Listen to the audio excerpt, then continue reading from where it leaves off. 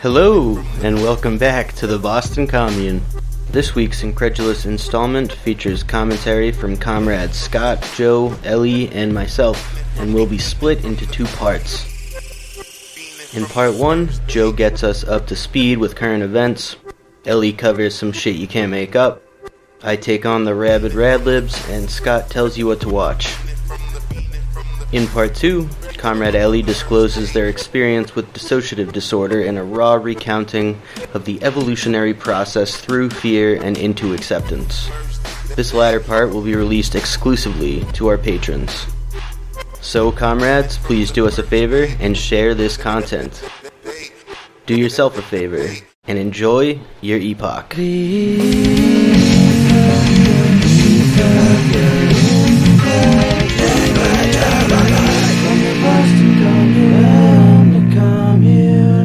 Because we're going to be a little bit looser tonight. So I want to start. What I want. Joe off. You got to get and put it in you. Oh yeah, Joe off. Alrighty. Well, quick shout out to AOC. It's her birthday today. Happy birthday, AOC. Yay. Yeah. Happy birthday. You know, I'm really jealous of the people in, well, not jealous, but envious, because, like, better living conditions. Geneva, Switzerland voted this past week by a margin of 58% to 42% to increase the minimum wage to the equivalent of $25 an hour. So full-time workers in Geneva will be making a minimum of like $49,386 US dollars before taxes. That's dope because Switzerland is expensive as fuck. Like, I've known people that have lived there. But yeah, why don't we have that in, like, New York City? Is someone saying some shit like, oh, but Sweden's like a culturally hegemonic country and it's easier to do that? Switzerland, dude. Actually, Sweden's... Yeah, actually, though. Actually, I think the American federal minimum wage should be $25 an hour. I agree with this. Because, like, it's not that much money. It sounds like a lot, but it's not. Because, like, $25 an hour is $52,200 before taxes if you work 40 hours a week. That doesn't seem unreasonable. Like, everyone in the country should be making at least that much money. A living wage, as we call it. The whole point of the fucking minimum wage is, like, here's, like, the minimum that, like, a person, like, needs to be able to make a living, like, a solid, comfortable living on a single paycheck. That's what the purpose of that's the idea behind the minimum wage back in, like, the 1930s. Still at $7 an hour. How long has it been $7 an hour? Since 2009. 2009. Yes. I thought it was 2007. So. And in 2009, they raised it from like $5.50 an hour to $7.25. It's been at $7.25 since the summer of 2009. It is now October 2020. No change. Not great, Bob. Especially important because, like, 45% of American workers work for the minimum wage. And I don't know the exact number of, like, how much $7.25 is per year, but, like, it's got to be pretty bad. It's less than, like, it's definitely less than $25,000 a year. Because, like, $15 an hour is, like, $31,000 a year. But yet, like, 45% of the public is working for that much money. Kind of hard to, like, resist the urge to say America is a failed state. A little bit. Why resist the urge? Yeah. Just do it, baby. In other news, 6 people were charged with plotting to kidnap the Democratic governor of Michigan, Gretchen Whitmer, and another 7 were charged with plotting to attack the Capitol building. I know that, like, we're supposed to be outraged about that, but that's pretty, like, it's pretty Chad. That's one way of putting it. And also, wasn't this something that Trump more or less tweeted that he wanted to have happen? Yeah. Yeah. So, I mean, this is why, at the end of the day, I do fundamentally agree with the people who say you should vote for Biden. But again, you know, it's all over the place with who he pisses off because, like, one tweet is like, "Oh, we should be kidnapping governors," and other tweets is like, "We should be pulling all the troops out of Afghanistan," which instantly triggers like half the Pentagon freaking out. And then he posts videos about how he's like basically immortal because he survived COVID. My favorite is how he's like, he's an interesting guy. My favorite is how he's like intimating that like the families of veterans are the ones who gave him COVID. Yeah, he hates Gold Star families, basically. it's just so hilarious because like he's like a Republican president, and like their whole spiel is like we have a massive hard-on for the troops. Yeah, and interestingly enough, since Trump got COVID, the Herman Cain Twitter was a little bit more active than it was before, basically saying like, "Oh, you'll pull through it," and like it was very bizarre. Herman Cain from Beyond the Grave. Yeah. The corpse of Herman Cain is still tweeting, and he's wishing Trump a speedy recovery. Just further proof that Twitter is forever. And by the way, he's been tested negative, which, damn it, it's supposed to kill him. But you know, Stop playing that drum, Joe. Actually, it's not a drum; it's me just taking a sip of ginger ale. I said this in last week's splitting hairs, Joe. You're just being petty.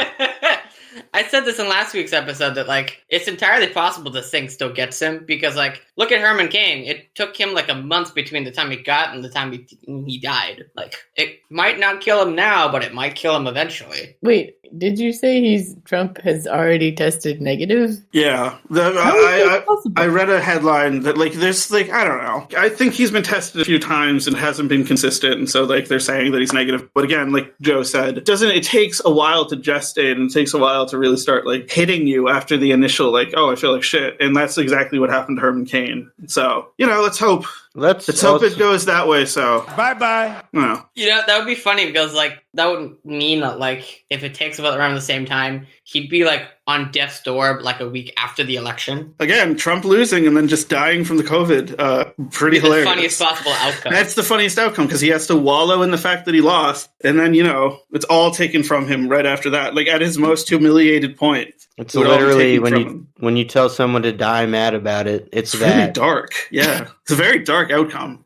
If anything, it's the ultimate version of getting owned. So don't try to go kidnap mayors, by the way. It's not going to work. At least not right now. Do mayors have, like, some kind of... Are mayors more immune than governors? To kidnapping? Yeah. They have a kidnapping vet. Mayors. Is that like a disease that I don't know about? You can't kidnap them. They're immune. More positive news over on Saturday.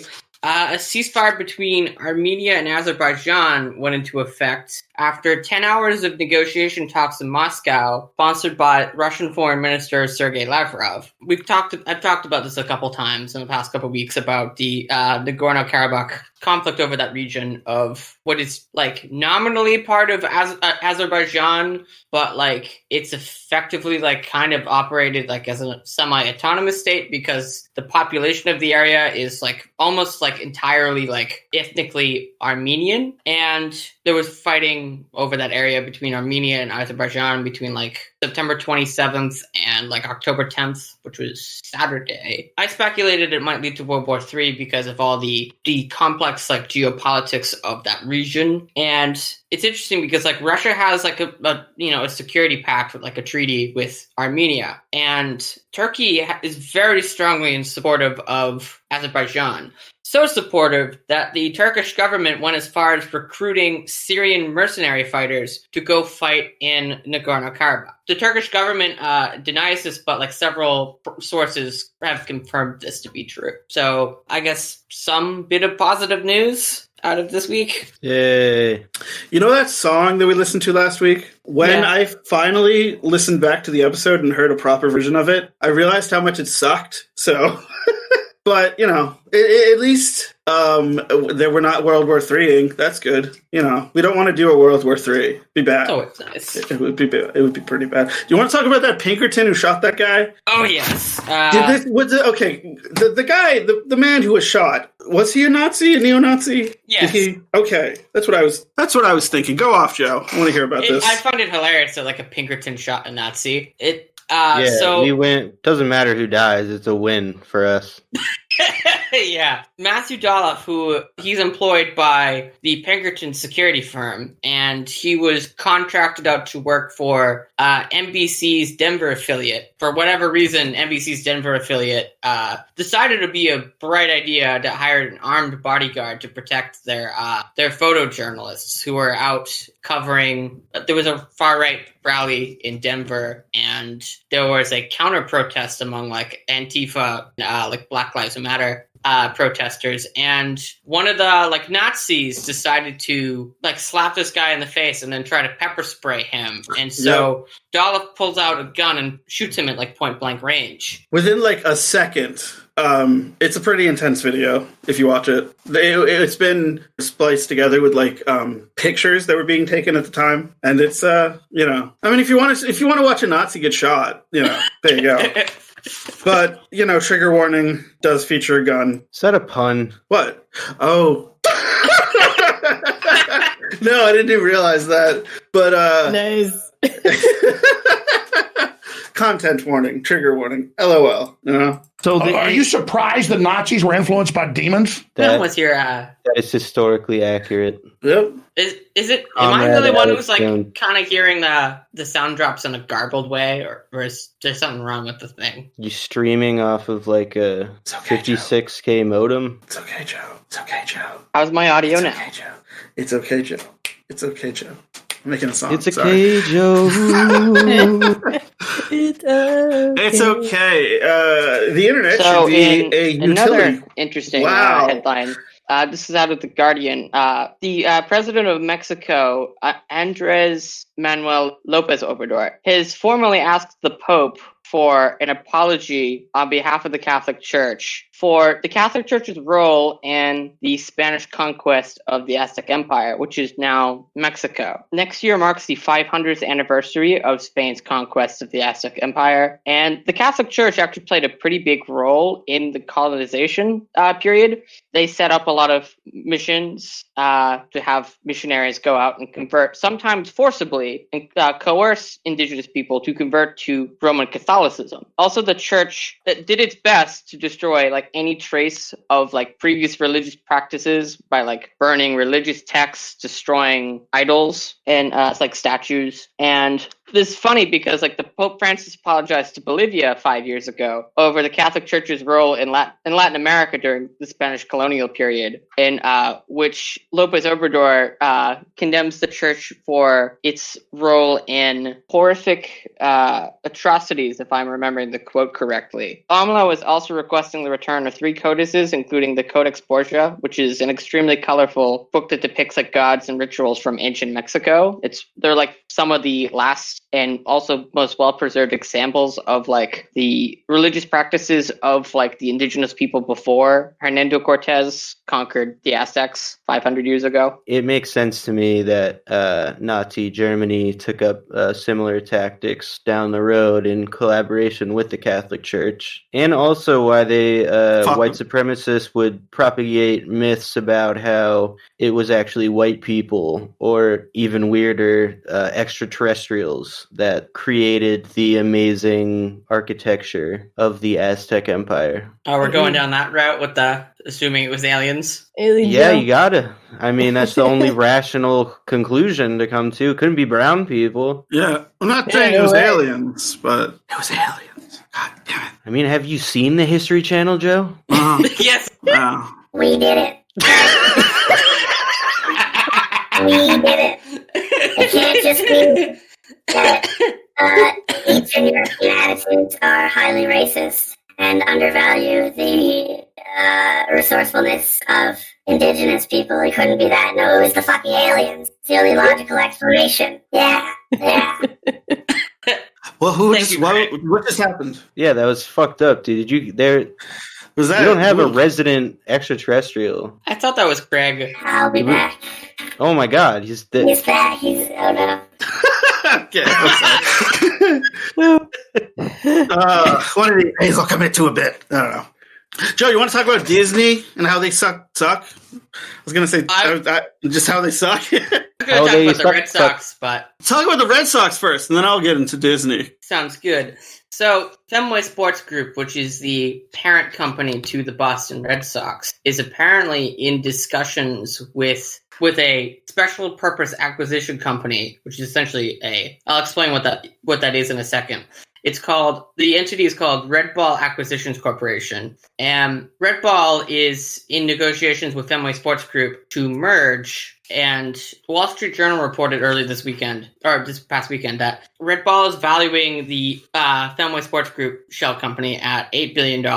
And if this deal does go through, they intend to take a 20 to 25% stake in Fenway Sports Group and then take it public. A special purpose acquisition company is basically a shell company that has no operations but plans to go public with the intention of acquiring or merging with a company, utilizing proceeds that would have otherwise been used in like an IPO. And this is like, can you please expand that acronym? Initial public offering. Thank like you. Putting a company on like the stock market. Gotcha. So it's a way to allow a company to go public, like without having to go through the traditional initial public offering process. And the Globe is saying that like, do you see now why we had to build the pyramids? The Boston Globe is saying that if this deal is going to happen, that it's probably going to be like the end of the year. So it's not much else to say about it. But like, I'm kind of skeeved out by the idea of the Red Sox being owned by a private equity firm. Yeah, but you say this thing about them going public. Well, that's very strange. I guess of all of the MLB teams that there are, if any of them were going to be owned by a private equity firm, I guess it makes some kind of sense to me that it would be the Sox. Yes, as goes the rest of the city, the rest of Boston. So it's mostly privately owned. Thought. What? That high, like most cultural areas of Boston were eventually bought out by like big like equity and like real estate firms, and they built like fucking high-rise apartments and fucking business buildings, office buildings, instead of like keeping the cultural centers alive. It's the story of Boston. Fucking yappies. The fun in that, private equity firms got to make their money, right? Yeah, but that is the heart. That is what happened to Boston. That is the story of the city. That is why things like Suffolk Down is passed without any real pushback by anyone in office. Fuck Lydia Edwards. Anyways, I didn't say that publicly. Yeah, I did. Just put on your alien voice. The aliens have said it. It's very depressing. Lydia, you are very depressing. You have revealed your careerist heart underneath everything, your careerist ambitions. You are falling on the wrong side of the fence. Yep. What were we talking about? What was that? Bro, that fucking alien came back. He keeps coming back. He keeps going. I don't know. Weird. I don't know why. If the option is like having a billionaire own the company or like a private equity firm own the company, for some reason I feel slightly less weirded out by like a billionaire owning it. Granted, this goes with like the caveat that I would much rather just be a publicly owned team. I'm not gonna lie. I don't fucking care what happens to the Red Sox. I mean, I appreciate your honesty. I'm not gonna bring it and up I don't. sure, I don't really know if I care either. That's about how I feel. But I mean, again, it would just be a part of the trend of like Boston killing its cultural traditions in favor of capital and finance. Yeah, but like, what cultural traditions do we have in Boston aside from being like the stuff Irish? that happens on Lansdowne Street? I'm just saying, like racism. No, but I'm just saying, like all the shit that we see, all like the yeah, of course, underneath everything, Boston is an Irish racist city. Okay. But like that whole area of Lansdowne Street is like this huge cultural hub for the city, and like you fucking get rid of the Red Sox, then you strip all that away, and then like that part of the city is just like it's going to just be financed. So there are things to be lost here. Yeah, the Harriet Tubman house was recently almost bought up and redeveloped. That would be fucking. That's just over the top. Yeah, that's like real fucking like evil. That's like devil evil. On the nose. Yeah, it's a little bit too bad. It's a demon. But I mean, it wasn't, so it's a minor success, you know. The eviction moratorium in Massachusetts expires on Saturday, and like 100,000 people are at risk of being evicted from their homes. Fuck you, Marty Walsh, and fuck you, Charlie Baker. It's totally within both of your powers to extend the moratorium. The fact that you're not doing it is it shows where your true allegiances lie. People of the city, in the state, it's with big business and private equity and oil and all that shit. So real estate developers, fuck them. And all that fuck themselves. Fuck them. Like they ruined the seaport. They're gonna ruin East Boston. They're gonna ruin fucking downtown. They're gonna fucking ruin everything in the city. I mean, Charlie Baker is a sociopath, or at least he definitely displays many of like sociopathic tendencies. He's an oil man. you know. I thought he was a healthcare venture capitalist. He's also tied up with oil and stuff a little bit, so. Well, that's not surprising. That's why he lets oil-rich motherfuckers develop things develop cities in his state, you know. If you're listening and this pisses you off, why not join the DSA? Or get involved with city life. Yeah. Yeah. If you live in the greater Boston area and you're mad about the fact that the moratorium is about to stop and many people potentially could be out on the streets, call your local officials, tell them what the fuck. Let them know you're angry. You know? Yeah, tell them what the fuck. Call and say what the fuck. Just the fuck? What the fuck? And then hang up. Just there's that. Yeah, so Disney has announced that they're going to move to... They're primarily focusing on streaming now. Disney Plus. On Disney Plus and streaming, which means, and I'm coupling this with another story that came out today, that AMC is saying, AMC, the theater chain, are saying that they're potentially going to run out of money by the end of the year, and that could be the end of AMC. So I've been saying this for a little while, but it's kind of this is the end of the movies. And what I mean is, I don't mean this is going to be the end of movies. I mean, this is the end of going to the movies as a thing that people do regularly that's seen as not a social, like, indulgence or like a cult obsession. Like, that's what's going to happen, you know? It's going to be basically what Steven Spielberg predicted like a few years ago, where like they're going to be seen as a boutique thing, and all movies are just going to be $30 on a streaming service. That's going to be on top of the cost for the monthly subscription to the streaming service. So that's the future of movies. It's over. The future is so bright, and we gotta wear shades. My hope is that the one glimmer of light in the movie industry will be that more drive-ins will come back, because I know that at least one company has actually, due to COVID, has opened some new drive-ins, only in major cities. I think it was like Chicago, LA, and 2 other places, but would be cool to see the return of that. I have literally never been to a drive-in movie in my life, and I've always wanted to. I would love the experience of the drive-in. So by the way, many a drive-in theater, and it is excellent. It's an excellent experience. Which one is it? Mansfield? Which one do you go to? There has been a drive-through in Wellfleet, Massachusetts for like 60 years now. They do movies like 3 seasons out of the year. The only season of the year that they aren't showing movies is like the winter. And that's up in Wellfleet in the Cape. And I lived full time in the Cape for like 3 or 4 summers. So like the night before my day off, that's where we would go catch a movie, the drive-in. It's like a half-hour drive from where I was. Yeah, that's dope. I would love to have one closer than the Cape, even. Did you say there's one in Mansfield, Scott? Or yeah, that's what the Coolidge has been doing. They've been having drive-in theaters at the state hospital grounds. So nice. It's pretty dope. Nice. I'm glad that I finally turned down my computer volume far enough that my freaking headphone mic is not picking up output audio from the earbud that's on the same side anymore. It's not picking up what we're putting down. Which is I'm good. very happy about that, because I would get very confused by that. And in other news, Bill Burr hosted Saturday Night Live, and he had a monologue at the opening of the show.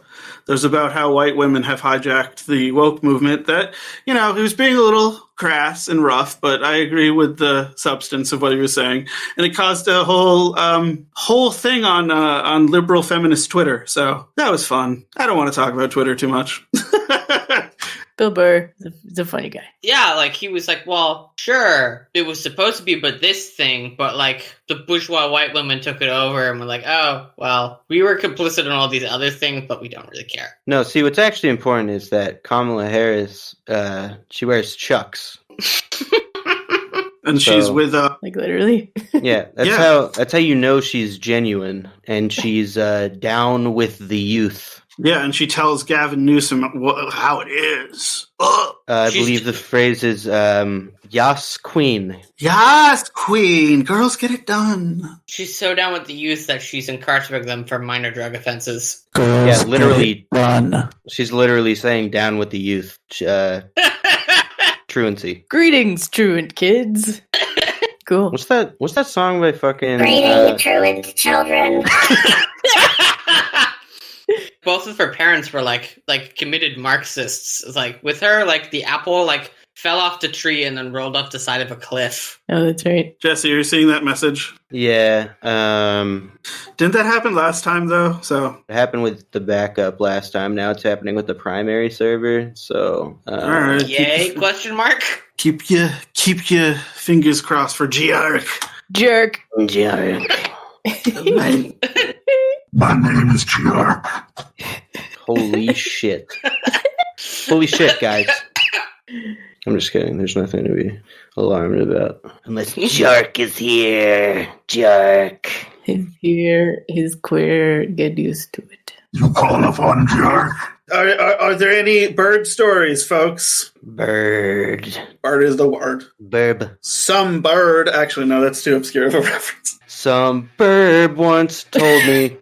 I wish I had a burb story. Nothing quite emu and Haverhill caliber this week, but we'll keep looking for those burb stories. We'll bring them to you. Go on Critter Vision's YouTube and watch the video of all the they're vultures, yeah, and they just invade the place. There's a bunch of geese there that look very confused. It's a funny video. They do not stop. It's like 5 of them drop down, and the geese are like, huh? And then like 10 more drop down. They just keep coming. Like, bam, bam, bam. Insane. It's such a good video. Taking over. Can one of you send me the link to that? In the bird channel. Oh, right. Yeah.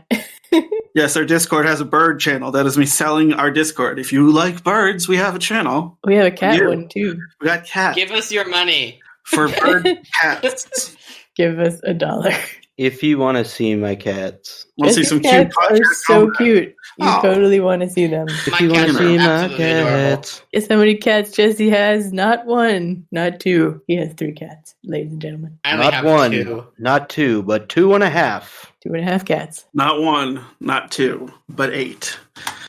18. That's too many. All right, this is just fucking absurd. Yo, you got anything weird you want to talk about? Who wants to go first? I can go. Sis, you can't make this shit up. The thing you can't make up this week is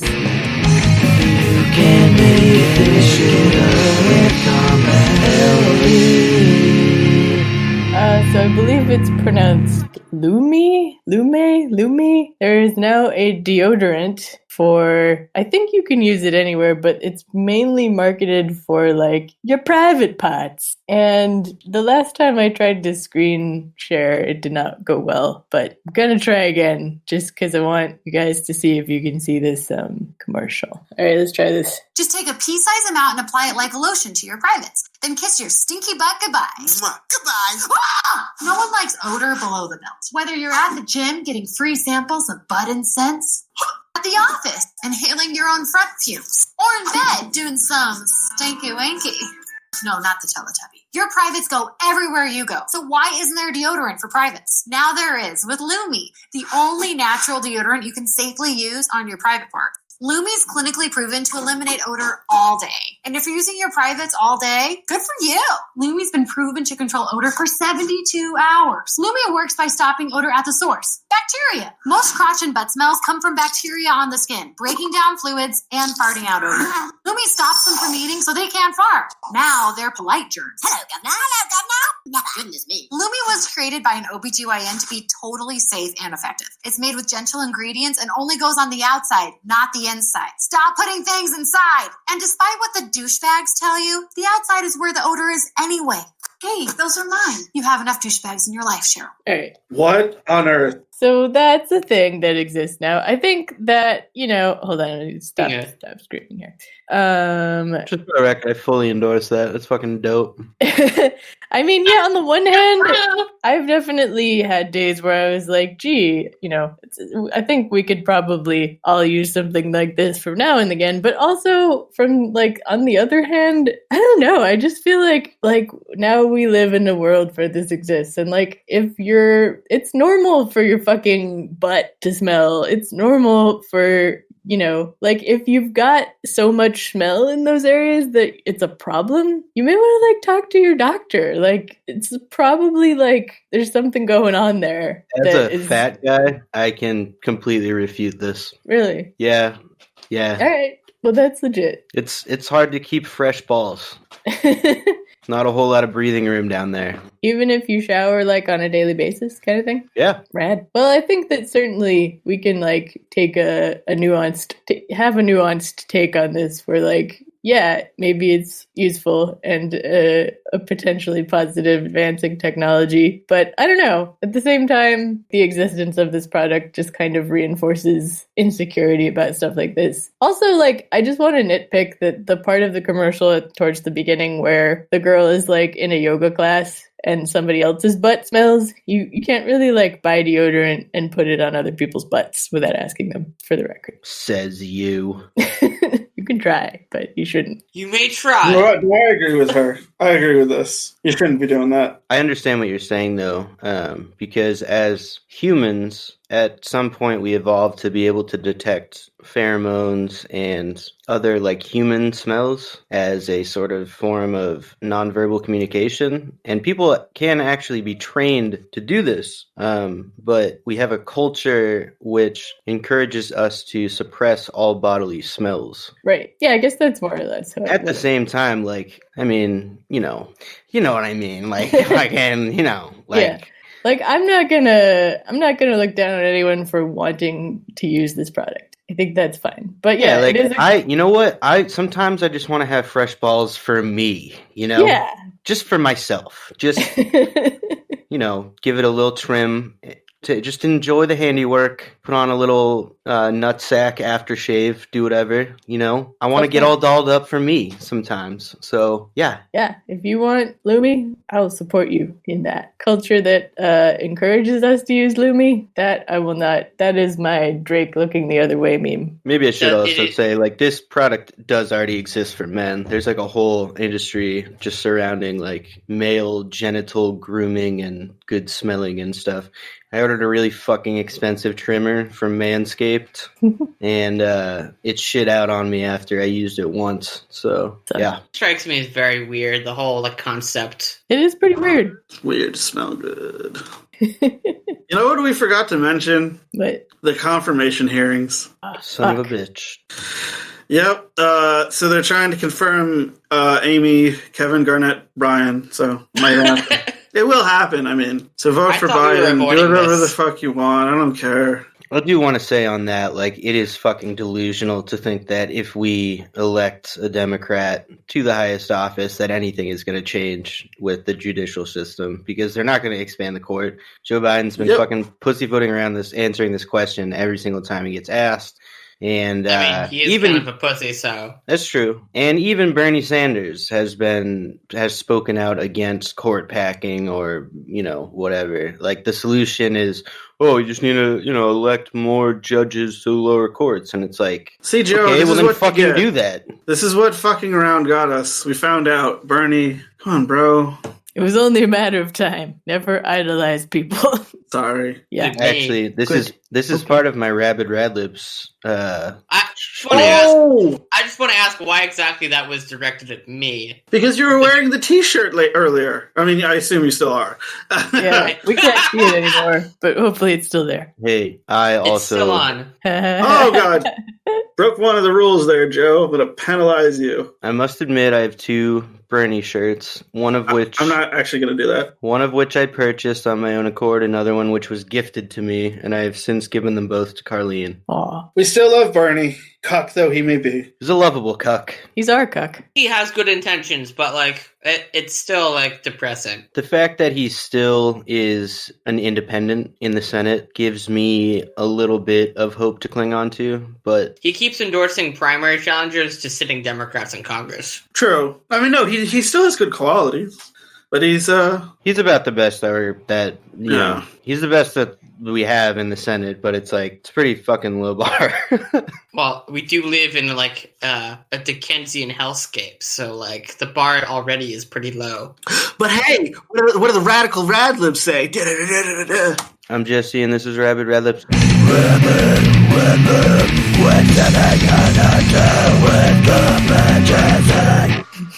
So this is a little bit different from my typical picking like a single quote and picking that apart. I just wanted to talk about, on the whole, people who use the left to mislead the left. And this goes along the theme that Joe brought up in an earlier episode about rejecting capitalist propaganda. Liberals often use the tactic of claiming that such and such leftist icon, and I use that term loosely, supports some milquetoast or institutionalist alternative to direct action. For instance, citing Noam Chomsky for the purpose of pushing the non-aggression principle, as in the independent.co.uk article entitled Noam Chomsky, Antifa is a gift to the far right and US state repression. And if you do a Google search, or preferably a DuckDuckGo search, for Angela Davis, Joe Biden, one of the first results that comes up is a testset.io article by David Ick Turner entitled Angela Davis is voting for Joe Biden, but you think that you are too, quote, revolutionary for that? With the subheading, what do you know that lifelong civil rights activist, philosopher, and academic Angela Davis does not know? This article vaguely portrayed discontentment with the fact that we ended up with another old white guy like Biden,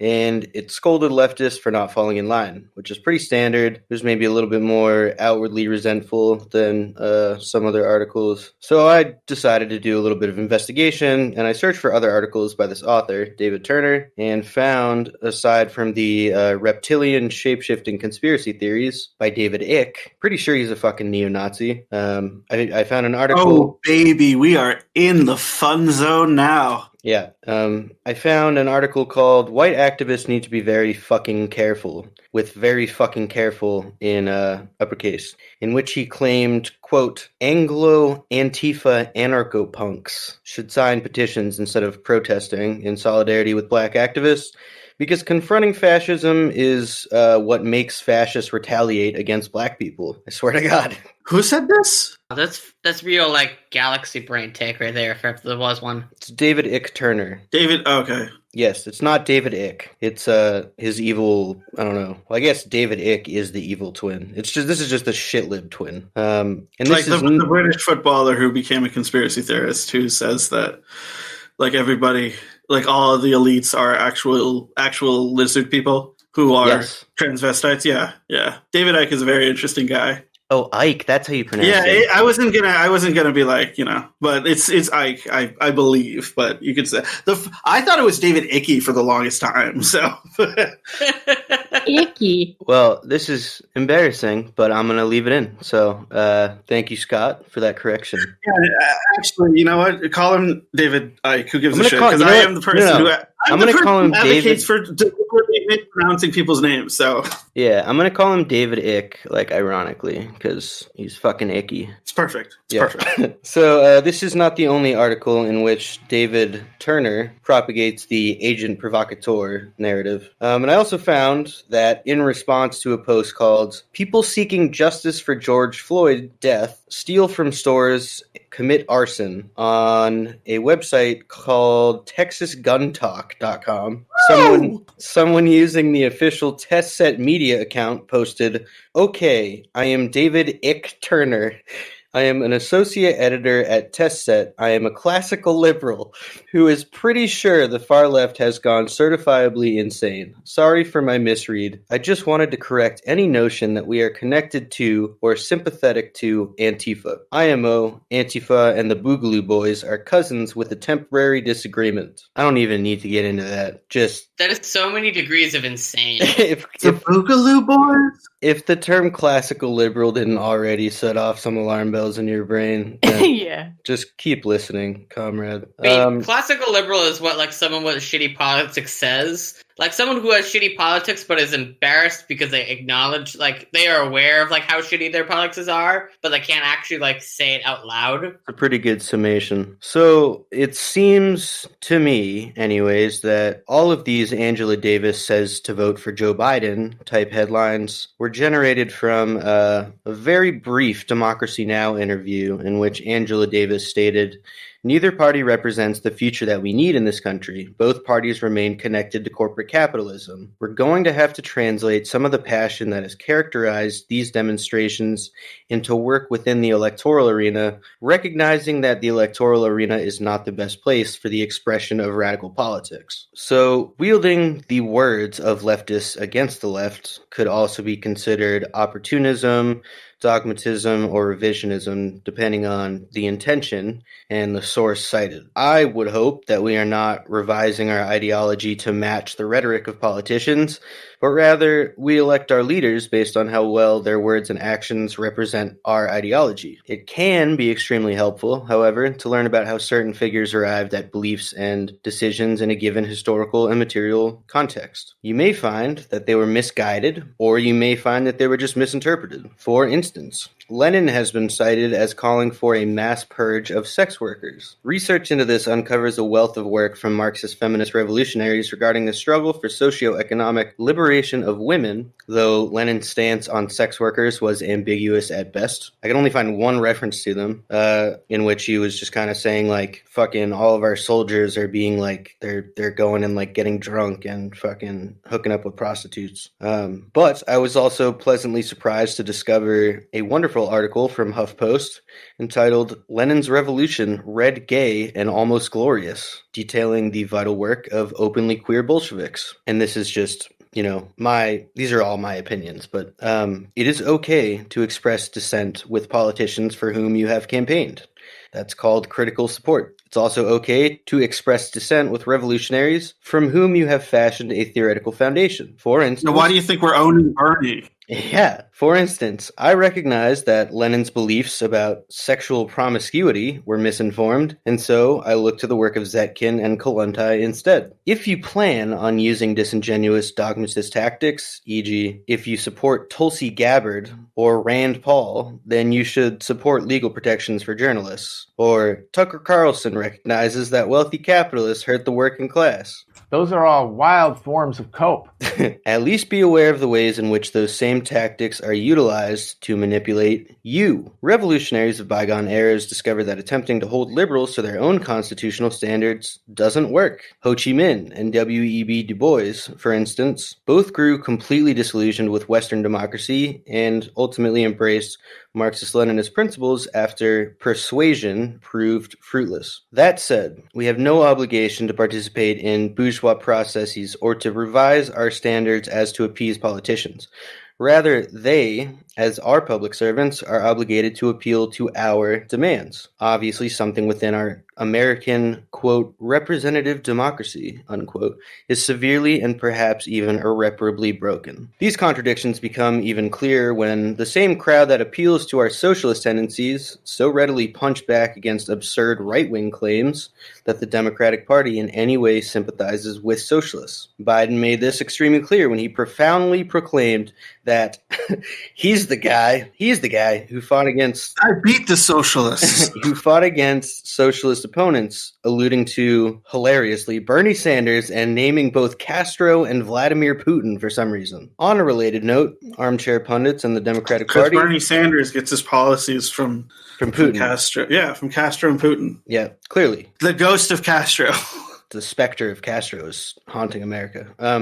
On a related note, armchair pundits and the Democratic Party have become obsessed with optics, such that they are in a perpetual state of defense. Though we need to be aware of how the left is publicly received, adopting this attitude primarily serves to water down our tactics and discourse until we can satisfy bourgeois standards for civil discourse, thereby surrendering our struggle for material progress. We must normalize policy that is contemporaneously deemed radical. With all that in mind, you are free to make your own decisions about participating in electoral politics, nonviolent civil disobedience, etc., because we must fight neoliberal capitalism in all of its forms and on every front. Running and endorsing socialist candidates is absolutely part of a viable, comprehensive political strategy. And if you, listener, are afraid to take a radical humanitarian position because you don't want to be alienated by your peers, we at the Boston Commune welcome your correspondence and camaraderie. quickly. And also, this is the update I wanted to give on my bourgeois decadence situation. We had to get rid of our bath mat because Squirrel kept shitting on it. In my estimation, this is an example of how class warriors can utilize direct action for material progress. By shitting on a bath mat. It's direct action. Direct cat action. Is the bath mat a metaphor or allegory for something else? Yeah, it was the state. It was the... No, I was just fucking... The grotesque merger of politics and capital. That's what we must shit on. Yeah, that's what the bath mat represents. Clearly. The hyper-exploitation of the proletariat. Well, I wanted to hear you say it. It's all on that mat. That's what it is. And we as cats have to just collectively shit on it until it has to be thrown away. All cats are comrades. All cats are indeed comrades. Sorry, that was a little bit longer than my typical rants, but I was considering not even doing one this week because I was just so fucking fed up. Sometimes you just gotta lay it all out. What are you fed up with, baby? Let's talk about it. I don't feel like there's any reason to engage in the fucking general election at all. Do you mean the presidential aspect, the presidential election, primarily, or the whole? Yeah, they all suck. I don't feel like I'm betraying any leftist obligation if I don't fucking vote for Biden or something. I'm sorry. It would feel more fucked up to vote for Biden than to just not vote, if that makes sense. It does. I'm there with you. I as I've been saying, it's more what we need to focus our energy on right now are local actions and local commitments and what we can do in our communities. So, even if Joe Biden is president, that still doesn't really help us on the ground or on the local level. So, but it would be nice to not have Trump. I'll vote for down ballot candidates. I just do what Ted Cruz tells you to do. Remember? In all honesty, the only reason I bothered to ask for a ballot for the general election is because of question 2, because I've looked at a sample ballot version of where I get to vote, and Ed Markey's race is literally the only down ballot race where the Democrat actually even has a challenger. Yeah, I mean, I am absolutely going to vote on 1 and 2. Welcome to Massachusetts, baby. If our listeners don't know, vote yes on both. Vote yes. Do it, baby. On both. They're pretty basic. Yes on both.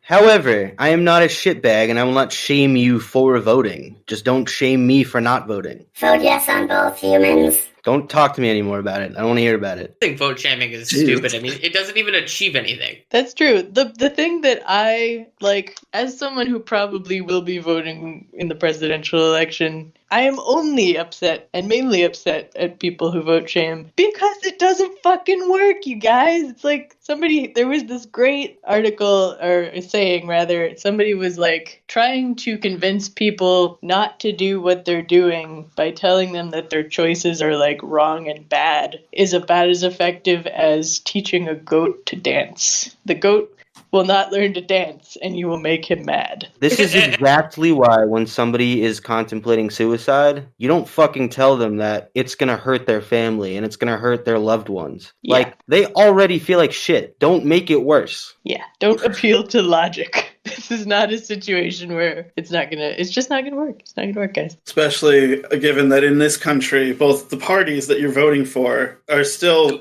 they work for capital, There's still different wings of the module of capital. So it's just do you want this flavor of capitalism or that flavor of capitalism? It's not there's nothing to shame, If somebody is going to judge me harshly because I choose not to vote just in the general for president, but I vote for the rest of the ballot initiatives. I vote for Jill Stein. And I continue to do direct action and I participate in mutual aid, then fuck those people. Just leave me the fuck alone. That's what I'm trying to say. Leave Jesse alone. You heard it here first. I agree. Leave Jesse alone. I mean, unless you want to be friends. Yeah, then sign up for a Patreon. Yeah. Definitely do that. That's definitely right. Do that. For the low price of $1, you too. You can buy our friendship. And I'll send you a little kiss emoji.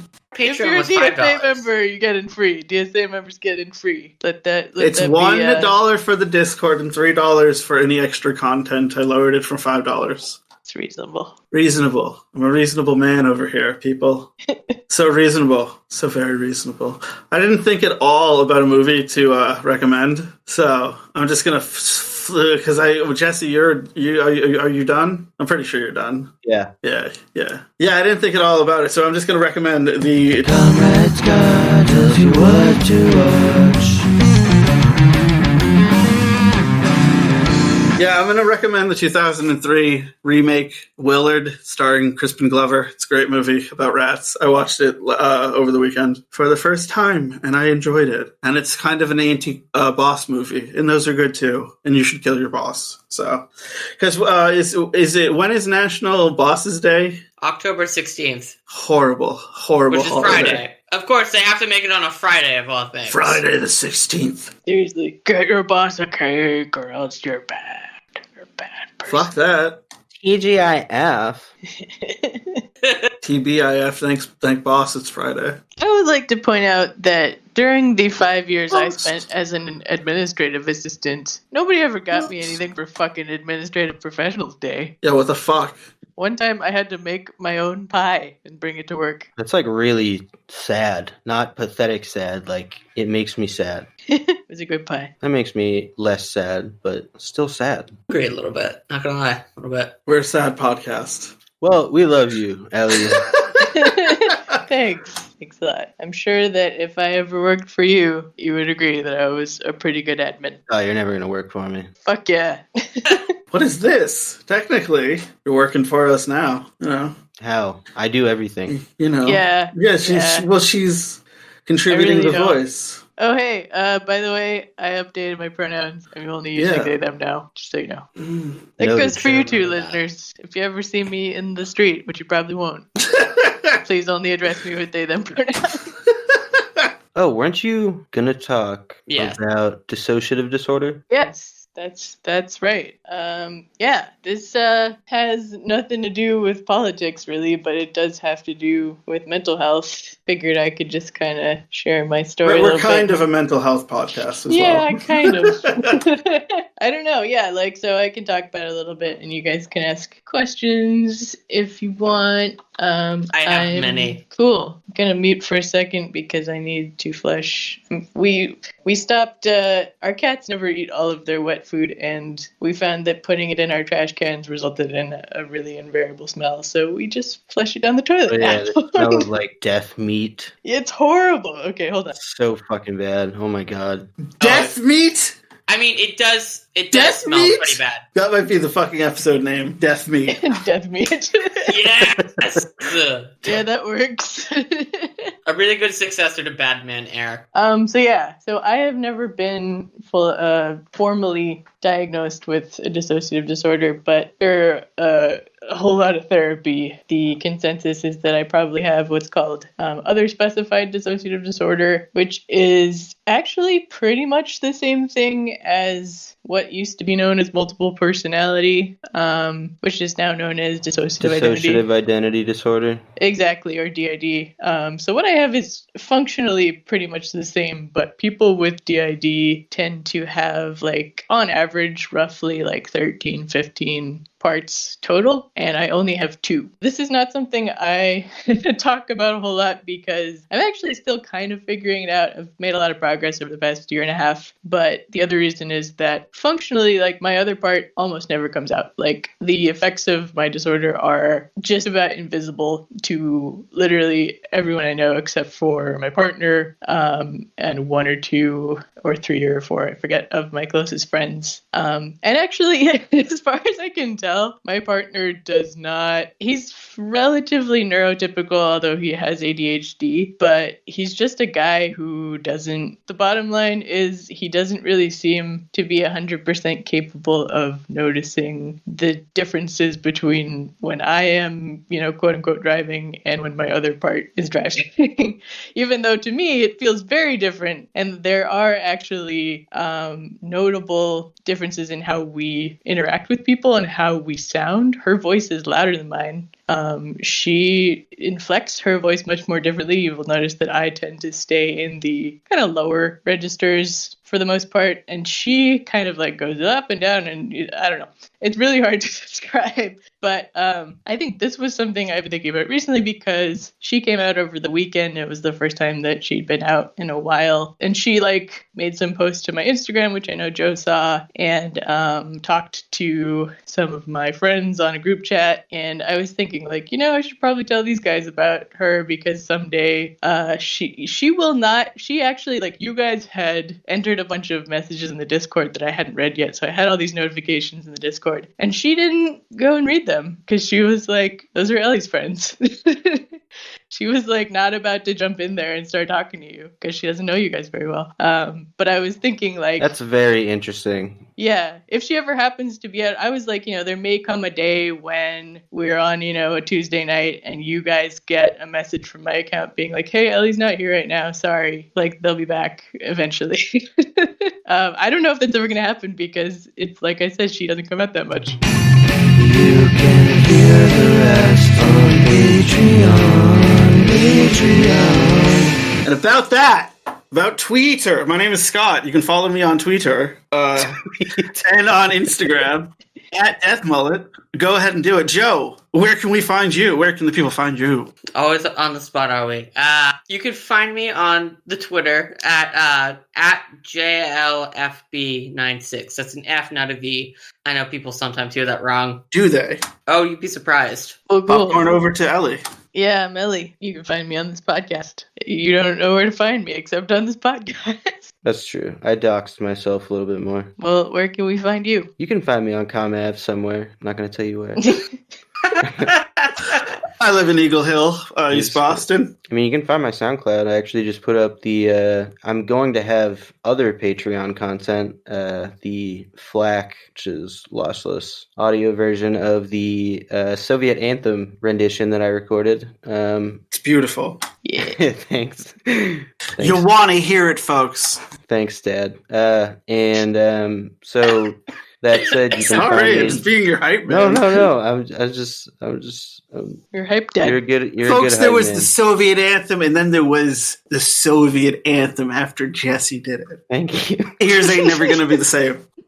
I've already said because the original was quite the banger. Yeah, it's catchy. It was stuck in my head. I had to get it out with electric guitar. So yeah, you can find that the low quality MP3 on SoundCloud.com/contingentsboston. And please remember to hit up comrade-rosie.org. Click that Getting Involved tab, and please donate to a mutual aid network in your area or in any other area. I don't give a shit. Please do that. And as always, we were talking about our Patreon all episode. Please go to our Patreon. It's at Epic Incredulity. Give us some money if you like. We have a Instagram. We have a Twitter. It's also at Epic Incredulity. Again, if you have any questions for Ellie, or any of us really, you can hit us up through those social media channels. We also have a YouTube where the last week's episode goes live the day we record. Facebook, we got it all. And you want to get involved. You want to go to comrade-rosie.org and you want to hit the get involved. You want to get involved. And that's your epoch for the week. And, thank you. And I mean, we're always looking for submissions too. If you have dealt with the for-profit healthcare system and it has fucked you, tell us about it. Yeah, I don't know. I think Joe just fell over. No, I'm still here. Why did you think I fell over? Because it sounded like your mic fell over. Yeah, you went. Oh no, I was ripping a Post-it note off. Of what? Of your shirt? Of my nose. Anyways, that's your epoch for the week. Love you guys.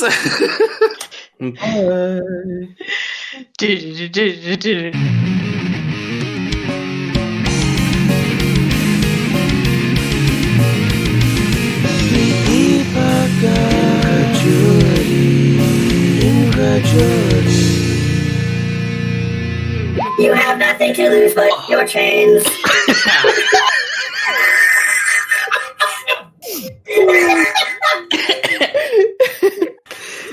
Oh, fuck. My proletariat brothers and sisters come together and fight for change. Bread and roses, bread and roses.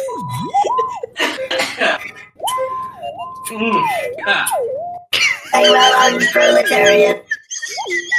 You put pressure on the functions and systems of capital to overtake and move society beyond the model. Come on, brothers. Debt came before money. No gods, no masters. No gods, no masters.